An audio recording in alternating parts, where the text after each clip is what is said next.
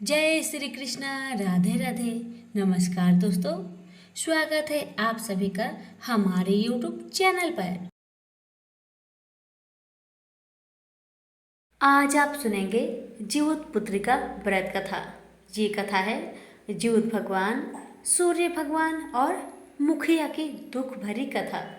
कथा बहुत सुंदर है, अंत तक जरूर सुनिएगा। अगर अच्छी लगे तो दूसरों को भी शेयर कीजिएगा। अब सुनिए कथा। बहुत समय पहले की बात है। किसी गांव में एक मुखिया और उनकी धर्म पत्नी सुनंदा एक साथ रहा करते थे। मुखिया बहुत धनवान थे, बहुत खुशी से अपना जीवन व्यतीत कर रहे थे। लेकिन दुख एक बात का था कि उनका कोई भी संतान नहीं था। इसी कारण से मुखिया और उनकी धर्म पत्नी सुनंदा बहुत दुखी रहा करते थे। उन्हें कुछ अच्छा नहीं लगता क्योंकि उनका कोई भी संतान नहीं था। गांव के कुछ महिलाएं सुनंदा को बाजिन कह के पुकारती थी। सुनंदा को बहुत तकलीफ लगता था, साथ में मुखिया को भी बहुत तकलीफ लगता था। मुखिया अपनी पत्नी सुनंदा से बहुत प्यार करते थे। मुखिया कैसे भी करके अपनी पत्नी के ये दुख को दूर करना चाहते थे। मुखिया बहुत सोच विचार करके अपनी पत्नी को समझाकर अपने घर को छोड़कर जंगल में चले गए। उन्होंने मन में ठान लिया था कि जब तक मुझे भगवान पुत्र प्राप्ति के आशीर्वाद नहीं देंगे तब तक मैं अपने घर को नहीं जाऊंगा। मुखिया हर रोज स्नान करके जंगल में ही रहकर सूर्य नारायण की पूजा किया करते थे और जंगल में जो भी कुछ फल मूल मिल जाए उसे ही खाकर रह जाया करते थे। उधर सुनंदा अपने पति के बारे में सोच सोच कर दुखी रहती थी कि मेरे पति जंगल में कैसे होंगे। और इधर मुखिया हर रोज सुबह उठकर स्नान करके सूर्य नारायण की पूजा करते और सूर्य नारायण से पुत्र की कामना करते और साथ में इतना कहते कि हे सूर्य नारायण, मेरी पत्नी की भी रक्षा कीजिएगा क्योंकि मैं जब तक यहाँ पर हूँ उसका ख्याल आपको ही रखना पड़ेगा। ऐसे प्रत्येक दिन मुखिया सूर्य नारायण से कहा करते थे।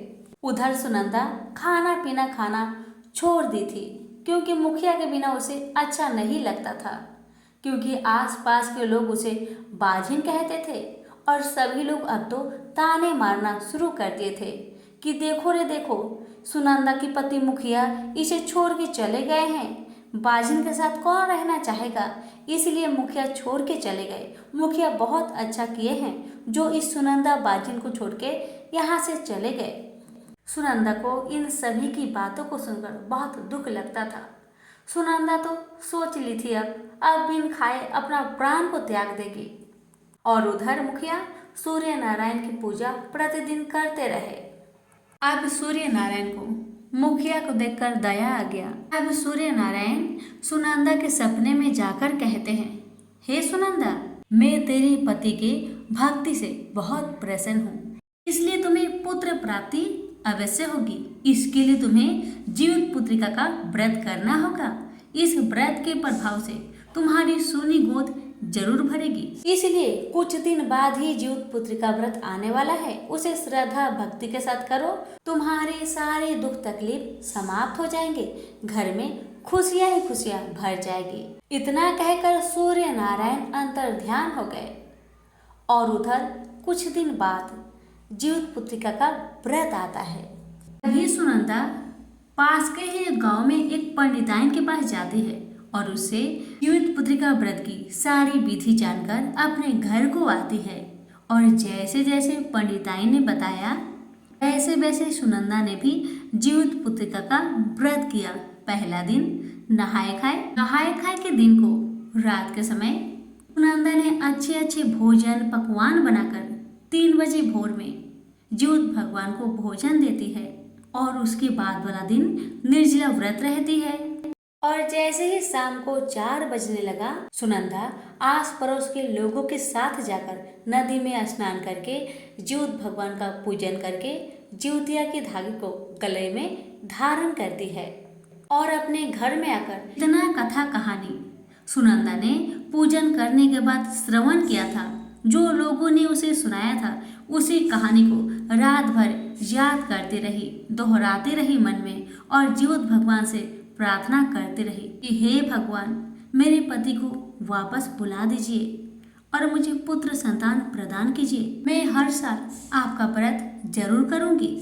बस मेरी मनोकामना को पूर्ण कीजिए। ज्योत भगवान सुनंदा की श्रद्धा भक्ति से बहुत प्रसन्न होते हैं और स्वयं ज्योत भगवान जंगल में मुखिया के सामने जाते हैं एक साधु महाराज के रूप में और मुखिया से कहते हैं, हे मुखिया, तुम जंगल में क्या कर रहा है? तो मुखिया ने अपनी सारी कहानी बताया कि मैं पुत्र प्राप्ति के लिए जंगल में आकर सूर्य नारायण का व्रत करता हूँ, उनका पूजन करता हूँ ताकि भगवान मुझे पुत्र संतान प्रदान करें। तब भेष रूपी ज्योत भगवान कहने लगे, मुखिया, तुम्हारा तपस्या पूर्ण हुआ। तुम्हारे घर में जल्द ही पुत्र उत्पन्न लेगी। तुम जाओ अपने घर, अपने पत्नी के पास जाओ। तुम्हारी पत्नी ने ज्योत पुत्रिका का व्रत रखा है, इसलिए ज्योत भगवान की कृपा से तुम्हारे घर में पुत्र की प्राप्ति अवश्य होगी। साधु महाराज के वचन सुनकर मुखिया बहुत प्रसन्न हुआ और साधु महाराज के चरण पे गिरकर रोने लगा। साधु महाराज ने मुखिया के सर पे हाथ रख दिए और कहने लगे, तुम्हारी सारी मनोकामना पूर्ण होगी। अब मुखिया खुशी मन से अपने घर को आया और सुनंदा से सारी कहानी कहने लगा। इधर सुनंदा कहती है, मैंने भी ज्योत पुत्री का व्रत रखा था, आज पारण करना है मुझे, वही मैं अभी पारण करने जा रही हूँ। पंडिताई ने बताया था गरम गरम भोजन से ही पारण करना बहुत अच्छा होता है, इससे ज्योत भगवान प्रसन्न होते हैं और सभी मनोकामना को पूर्ण करते हैं। सुनंदा ने भी खुशी मन से गरम गरम भोजन बनाकर पारण करती है और ज्योत भगवान को कोटि कोटि प्रणाम करती है। अब खुशी से सुनंदा और मुखिया का दिन बीतने लगा और कुछ दिन बाद ही सुनंदा गर्भवती हो जाती है और ज्योत भगवान की कृपा से 9 महीने बाद सुनंदा ने एक सुंदर सा पुत्र को जन्म देती है। पुत्र को पाकर मुखिया और सुनंदा बहुत प्रसन्न हुए। अब तो सुनंदा हर साल ज्योत पुत्रिका का व्रत श्रद्धा भक्ति के साथ करने लगी। ज्योत भगवान की कृपा से मुखिया का परिवार सुखी जीवन व्यतीत करने लगा। तो प्रेम से बोलिए, ज्योत भगवान की जय। हे ज्योत भगवान, जैसे आपने उस बाजिन को पुत्र संतान दिए, वैसे ही आपकी कथा कहने वाले, सुनने वाले, हुक्कारे भरने वाले सभी के परिवार पर अपनी कृपा करना। जिसके पुत्र है उसकी रक्षा करना, जिसके पुत्र नहीं है उन्हें पुत्र प्रदान करना। तो प्रेम से बोलिए, ज्योत भगवान की जय। बहुत समय पहले की बात है। एक गांव में एक गरीब औरत रहा करती थी। उसका एक बेटा था। उसके अलावा उसका इस दुनिया में और कोई नहीं था। बेटा का नाम था राजू। माता बहुत गरीब थी, इसी कारण से ना खुद भोजन खा पाती थी, ना अपने बेटे को खिला पाती थी। जो मिलता उसी से अपना गुजर बसर कर रही थी। एक दिन की बात है, भोजन अच्छे से ना मिलने के कारण बेटा का तबीयत बहुत खराब हो जाता है। अब तो राजू की माँ के पास उतना पैसा नहीं होता है कि अपने बेटे का इलाज करवा सके। माता अपने बेटे से जान से भी ज्यादा प्यार करती थी। वो कैसे भी करके अपने बेटे को बचाना चाहती थी, उसे ठीक देखना चाहती थी।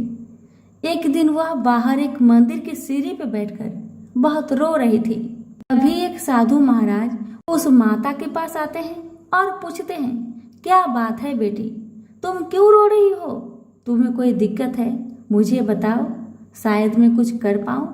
माता ने साधु महाराज के चरण पकड़कर जोर जोर से रोने लगी और कहने लगी, हे बाबा, मेरा इस दुनिया में कोई नहीं है, मेरा बेटा के सिवा, लेकिन मैं बहुत गरीब हूँ। ना खुद भोजन खा पाती हूँ, ना बच्चे को खिला पाती हूँ। भोजन ठीक से ना मिलने के कारण मेरा बेटा बिस्तर पर पड़ गया है। उसका प्राण कभी भी निकल सकते हैं। अगर उसे कुछ हो गया बाबा, तो मैं भी अपना प्राण त्याग दूंगी बाबा। बस यही सब सोच सोच कर मैं रो रही थी। अभी उस साधु महाराज ने ज्योत पुत्रिका व्रत के बारे में उस माता को बताया कि 2 दिन बाद ही ज्योत पुत्रिका व्रत है। कल नहाए खाए है और परसों ज्योत पुत्रिका व्रत है। इस व्रत को करो। इस व्रत को करने से पुत्र की आयु लंबी होती है। इस व्रत के प्रभाव से तुम्हारा बेटा जरूर ठीक हो जाएगा और तुम्हारी गरीबी भी दूर हो जाएगी। साधु महाराज ने जीवित पुत्रिका व्रत की विधि विधान बताकर वहां से चले जाते हैं। अब तो माता ने ठान लिया कि मैं जीवित पुत्रिका व्रत जरूर करूंगी, अपने बच्चे की सलामती के लिए मैं जरूर करूंगी। माता ने श्रद्धा भक्ति के साथ विधि विधान के साथ जो उसे मिला उसी से जीवित पुत्रिका का व्रत करती है।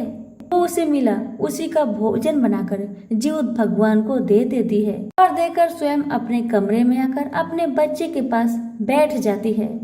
जीवित भगवान से प्रार्थना करते रहती है कि हे जीवित भगवान, मेरे बच्चे की रक्षा कीजिए, मेरे बच्चे को बचा लीजिए। मैं आपका व्रत हर साल विधि विधान के साथ करूंगी। भगवान मुझ पर कृपा करें, मेरे कष्टों को दूर करें।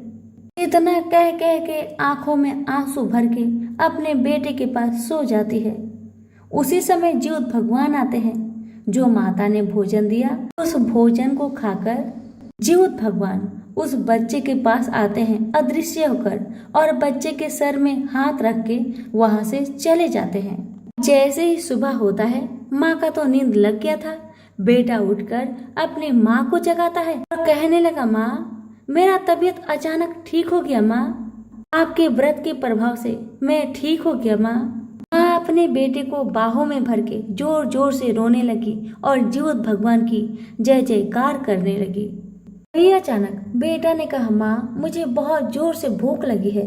तो माता ने कहा, रुको बेटा रुको, थोड़ा सा चावल है बासी, मैं तुम्हारे लिए लाकर देती हूँ, तुम उसे खा लेना और मैं अपने लिए कुछ व्यवस्था करती हूँ, क्योंकि ज्योतिया के व्रत में बासी भोजन नहीं खाया जाता, इसलिए मैं पड़ोस में जाकर थोड़ा सा चावल मांग कर लाती हूँ, उसको बनाकर मैं पारण कर लूंगी। पहले तुम्हें मैं भोजन करा देती हूँ। माता जैसे ही किचन में गई, उसने देखा कि जो थोड़ा सा चावल बचा हुआ था वह चावल सोना बन गया है और बर्तन के अंदर से चमचम चमचम चमक रहा है। माँ की आंखों में आंसू भर आई। माँ जीवित भगवान की महिमा को समझ गई।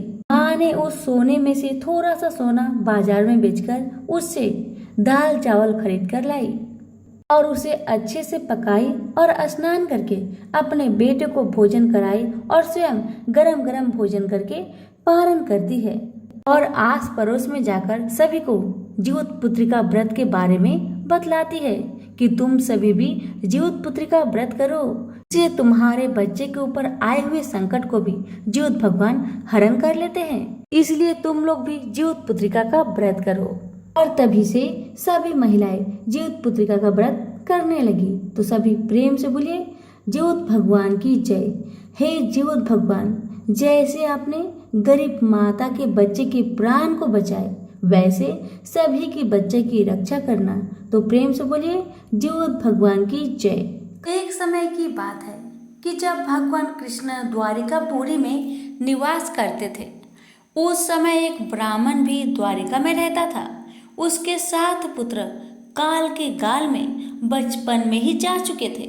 इस दशा को देखकर वह ब्राह्मण बहुत दुखी था। एक दिन वह ब्राह्मण कृष्ण के पास गया और कहने लगा, हे भगवान, आपके राज्य में आपकी कृपा से मेरे 7 पुत्र हुए, परंतु जीवित कोई नहीं रहा। क्या कारण है? यदि आप अपने राज्य में किसी को दुखी देखना नहीं चाहते हैं तो कोई उपाय बताइए। तब भगवान बोले, हे ब्राह्मण सुनो, इस बार तुम्हारे जो पुत्र होगा उसकी उम्र 3 वर्ष की है। उसकी उम्र बढ़ाने के लिए तुम भगवान सूर्य नारायण की पूजा होने वाली पुत्रजीवी व्रत को धारण करो, तुम्हारे पुत्र की आयु बढ़ेगी। ब्राह्मण ने वैसा ही किया। जब वह 100 परिवार हाथ जोड़ और खड़े होकर इस प्रकार विनती कर ही रहा था, सूर्य देव विनती सुनो, पाऊं दुख अपार, उम्र बढ़ाओ पुत्र की कहता बारंबार। इतना सुनते ही सूर्य का रथ वहीं रुक गया। ब्राह्मण की विनती से प्रसन्न होकर सूर्य ने अपने गले से एक माला ब्राह्मण पुत्र के गले में डाल दिया और आगे चले गए। थोड़े ही देर में यमराज उस ब्राह्मण के पुत्र के प्राण लेने को आए। यमराज को देखकर ब्राह्मण और ब्राह्मणी कृष्ण जी को झूठा कहने लगे। भगवान कृष्ण अपना अनादर जानकर तुरंत सुदर्शन चक्र लेकर आए और बोले, इस माला को यमराज के ऊपर डाल दो। इतना कहते ही ब्राह्मण उस माला को उठाने लगा कि यमराज डर कर भाग गए, परंतु वहां यमराज की छाया खड़ी रही। उस फूल की माला को छाया के ऊपर फेंक दिया, जिसके फलस्वरूप वह छाया शनि के रूप में आकर भगवान कृष्ण की प्रार्थना करने लगी। भगवान कृष्ण को शनि के ऊपर दया आ गई और पीपल के वृक्ष पर रहने के लिए उन्होंने कहा। तब से शनि की छाया पीपल के वृक्ष पर निवास करने लगी। इस प्रकार भगवान श्री कृष्ण ने उस ब्राह्मण के पुत्र की उम्र बढ़ा दिए। इसलिए हे भगवान, जिस तरह उस ब्राह्मण के लड़के की उम्र बढ़ाई, उसी तरह सबकी उम्र बढ़ाना। प्रेम से बोलिए श्री कृष्ण भगवान की जय, सूर्य नारायण की जय, जीवत वाहन की जय। बहुत समय पहले की बात है। किसी गांव में एक सेठ रहा करते थे। उनके पास अपार संपत्ति थी, फिर भी वह दिन रात पैसा कमाने का ही सोचा करते थे।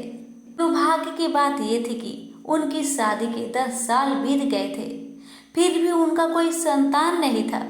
यही कारण था कि खुशियां उनको काटने को दौड़ती थी। एक दिन की बात है, जब सेठ जी बाहर कहीं काम से गए हुए थे। आने में उनको लेट हो गया तो सेठानी घर में कुर्सी में बैठकर बहुत चिंता में थी और अपने आंखों से आंसू बहा रही थी। सेठ को देखकर अच्छा नहीं लगा। उसने सेठानी से पूछा, क्या बात है सेठानी जी, आप इतनी दुखी क्यों है? सेठानी ने कहा, दुखी क्यों न हो, सभी के पास बच्चे हैं, लेकिन हमारा कोई भी संतान नहीं। इसी कारण से मैं बहुत दुखी हूँ। सेठ ने सेठानी को समझाते हुए कहा कि हमने क्या नहीं किया पुत्र प्राप्ति के लिए। डॉक्टर, वैद्य, भगवान, सभी जगह तो मैं दौड़ता रहा हूँ, लेकिन भगवान ने हमारी नहीं सुनी। मैं क्या करूँ बताइए? शायद हमारे भाग्य में संतान सुख लिखा ही नहीं है। बगल के घर की पड़ोसन उस समय अपने घर में भोजन पका रही थी, जिसने सेठ और सेठानी की सारी बातें सुन ली।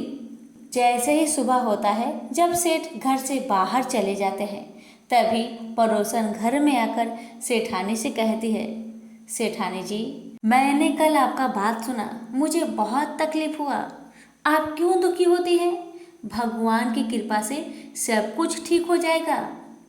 और मैं आपको ये बताने आई हूँ कि हमारे ही गांव में एक बहुत बड़े महात्मा आए हैं। उनके पास आप जाइए, शायद उनका कुछ कृपा हो जाए आप पर और आपकी सुनी गोद भर जाए। इतना कहकर पड़ोसन चली गई। जब सेठ आए तो सेठानी ने पड़ोसन की सारी बात बताई।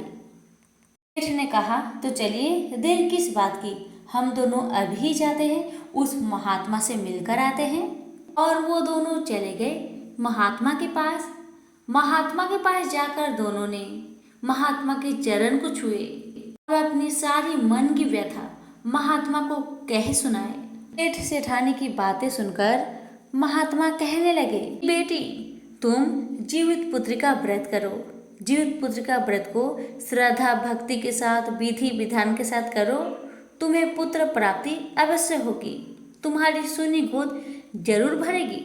जो भी महिलाएं जीवित पुत्री का व्रत रखती है, उसे संतान की प्राप्ति अवश्य होती है, और जिनके संतान है उसकी आयु लंबी होती है।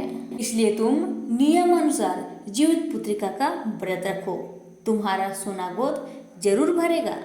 इतना कहकर महात्मा वहां से चले गए और सेठ सेठानी अपने घर को चले आते हैं। सेठानी मन में ठान लेती है कि मैं भी जीवित पुत्रिका का व्रत नियम पूर्वक करूंगी। तो जैसे ही जीवित पुत्रिका का व्रत आता है, सेठानी नियम पूर्वक जीवित पुत्रिका का व्रत रखती है।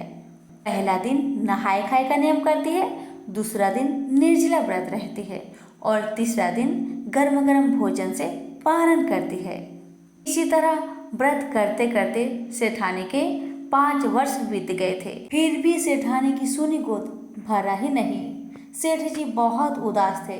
सेठ जी सेठानी को कहते, सेठानी जी, आप व्रत करना छोड़ दीजिए, इतना कठिन व्रत है, आप करती है, लेकिन हमारे भाग्य में शायद संतान सुख लिखा ही नहीं है। आप व्रत को छोड़ दीजिए, क्योंकि मैं समझ गया हमारे भाग्य में संतान सुख लिखा ही नहीं है।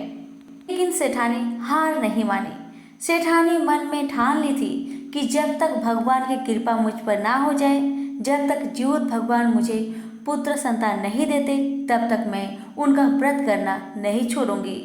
आपसे मैं कहना चाहती हूँ कि बहुत से महिलाएं हैं, बहुत से पुरुष हैं, भगवान से मन्नतें मांगते हैं, भगवान का व्रत पूजन करते हैं और कहते हैं, हे भगवान मेरी ये मन्नत पूरी हो जाए तो मैं आपका व्रत करता रहूँगा या करती रहूँगी।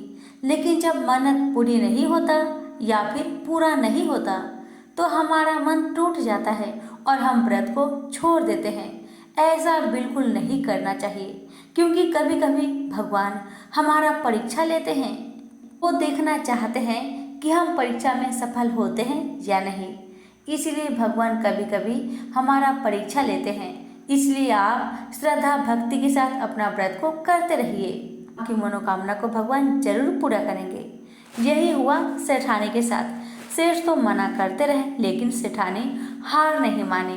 वो हर साल जीवित पुत्रिका का व्रत नियम पूर्वक विधि विधान के साथ करती रही। आखिरकार जीवित भगवान की कृपा से सेठानी गर्भवती होती है और ठीक 9 महीने बाद 2 सुंदर सुंदर पुत्र को जन्म देती है। अब तो सेठ की खुशी का ठिकाना नहीं रहा। सेठ तो जोर जोर से जीवित भगवान के जय जयकार करने लगा और बार बार एक ही बात कहता रहा, हे जीवित भगवान आपके घर में देर है मगर अंधेर नहीं। पुत्र को पाकर सेठ सेठानी बहुत प्रसन्न हुए। अब तो सेठानी हर साल जीवित पुत्र का व्रत अपने बच्चे की सलामती के लिए, लंबी उम्र के लिए करती रही। प्रेम से बोलिए जीवित भगवान की जय। बहुत समय पहले की बात है। काशीपुरी में एक व्यापारी रहता था। दूर दूर तक उसका व्यापार चारों तरफ फैला हुआ था।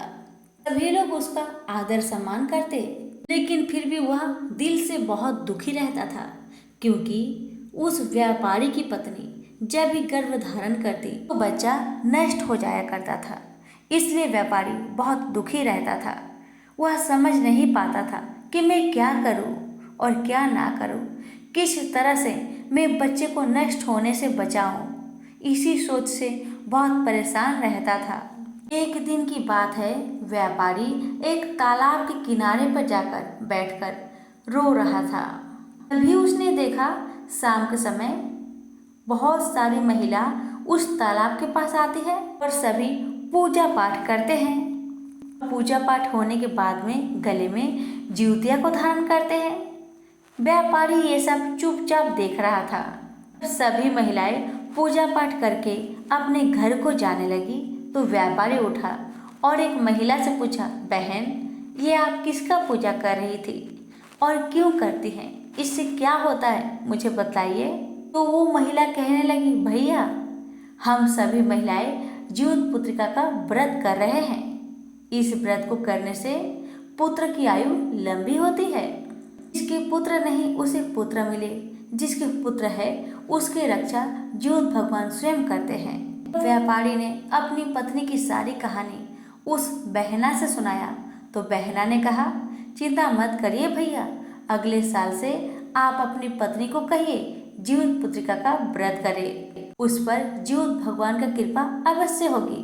भगवान आपके दुख को समझेंगे। व्यापारी को महिला की बातें सुनकर बहुत अच्छा लगा। वह खुशी मन से अपने घर अपनी पत्नी के पास गया और पत्नी को जीवित पुत्रिका व्रत के बारे में सारी बात बताई। पत्नी को सुनकर बहुत अच्छा लगा। उसने मन में ठान लिया कि अगले साल से मैं भी जीवित पुत्रिका का व्रत रखूंगी।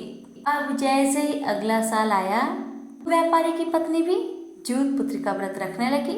जीवित पुत्रिका व्रत के प्रभाव से उसके घर में भी एक नन्हा मुन्हा पुत्र की प्राप्ति हुई। तो प्रेम से बोलिए जीवित भगवान की जय।